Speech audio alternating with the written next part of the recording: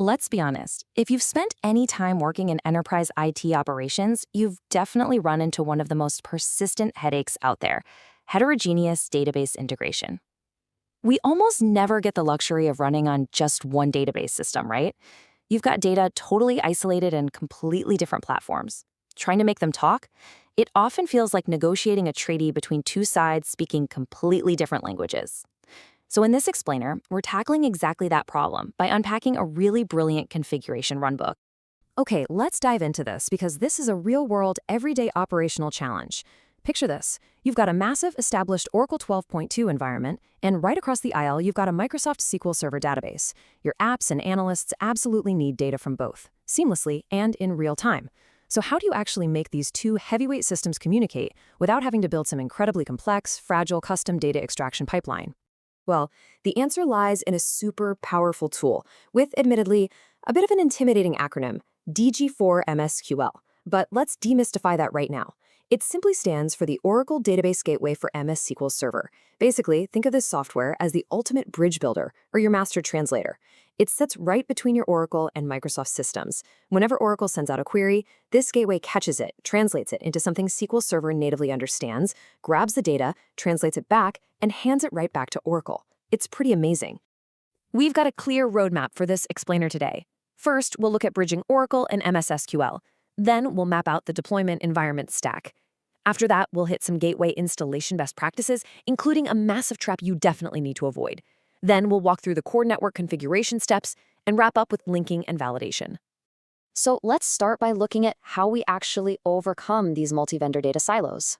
Look, modern IT environments are wonderfully diverse, but that diversity inevitably creates isolated data islands. The core problem here is fragmentation. Say your primary ERP system runs on Oracle, but a newly acquired subsidiary is entirely on SQL Server. Without a gateway, getting a unified operational view is just a manual, error-prone nightmare. But by executing the DG4MSQL deployment, you're putting in an elegant infrastructure-level solution. It establishes this seamless flow of data across those isolated islands. That means your end users can query SQL Server tables exactly as if they were local Oracle tables. It completely abstracts all that messy complexity away from the user. Now, before we actually start building our bridge, let's look at the foundational building blocks of our deployment stack. Let's map out the terrain of our sandbox environment, because it's actually a really fascinating mix of technologies. On the Microsoft side, we're using a cutting-edge approach, Microsoft SQL Server 2022 running inside a Docker container. But over on the Oracle side, we have an Oracle Database 12.2 instance hosted as a VirtualBox image, which is obviously a more traditional virtualization method. And to bridge these two distinctly different generations of deployment, we're leveraging the Oracle Database Gateway version 19.3. Honestly, it's a perfect representation of the kind of messy, hybrid environments we all have to manage today. Moving right along, let's talk about the actual installation. Now, what's really interesting about this next part are the crucial rules and golden gotchas. You know, standard installations often go completely sideways right out of the gate. To keep things organized and avoid those early headaches, it helps to group the granular actions of the deployment into 4 high-level phases. Phase 1 is just getting the standalone MS SQL and Oracle databases set up. Phase 2 is the actual gateway software installation. Phase 3 covers the heavy lifting, configuration and networking. And finally, Phase 4 is creating that database link and testing it. Keep these 4 phases in mind, and the whole process becomes incredibly manageable. Here's a key detail to note right up front during that installation phase. The Oracle Gateway for MS SQL is its own distinct entity.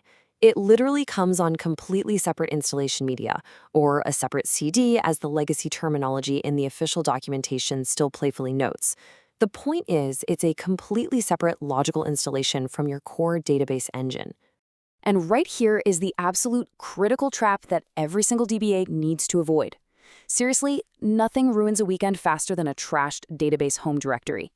The documentation gives this very explicit, almost grave warning. It states, and I quote, "If the Oracle_home contains an already patched release of the database, you must apply the patch set again." Let me really emphasize that. If you drop this gateway software directly into an existing database home directory that you've already carefully patched and secured, you risk completely overwriting those patches. You'll create a massive headache for yourself, having to reapply the entire patch set. Fortunately, the source gives us a really elegant, simple solution to bypass this patching trap entirely. The recommended best practice is to install the gateway into a completely separate home directory, but keep it under the same overarching Oracle_base. Doing it this way perfectly isolates your gateway software from your core database engine. You avoid the patch conflict entirely, you maintain system stability, and you make future upgrades infinitely easier to manage down the road. All right, let's get into the connective tissue, the core network configuration steps. Instead of getting bogged down reading raw command lines to you, let's just conceptualize exactly what we're configuring here. You basically have 3 essential .ora files that act as the networking brain of this whole operation. First up is listener.ora. This dictates how the Oracle side listens for incoming network requests intended for the gateway. Next is tansnames.ora.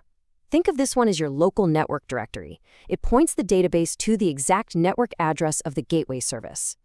And finally, init DG4MSQL.ora. This one holds the initialization parameters that tell the gateway exactly how to connect to your specific SQL Server instance. All 3 of these have to be in perfect alignment. So, the crucial point here is that just configuring the files isn't enough. You actually have to wake the system up in the correct sequence. The exact operational sequence you need is to first update that listener.ora file with your gateway details. Second, you actively start the specific gateway listener process, which is often named listener_GW. And third, you reload the primary listener. That way, the Oracle database is fully aware that this brand new communication channel is open and ready for business. Now for the fun part, linking and validation. This is where we finalize that heterogeneous bridge. And this brilliantly illustrates the ultimate payoff of all our hard work, the database link. Through just one single command in Oracle, using that network configuration we just built, we formally bind our source, the Oracle 12.2 database, directly to our destination, the Microsoft SQL Server 2022 database. Once this link is established, the physical separation of these servers and the fact that entirely different vendors built them simply ceases to matter to the end user. It's totally seamless. To wrap up the operational execution, the runbook gives us 4 final validation phases. Because, let's be real, in IT, you never just assume it works, right? First, you actively query the MS SQL database through the Oracle link. Then, you create a demo table to ensure your write privileges are actually functioning, not just the read privileges.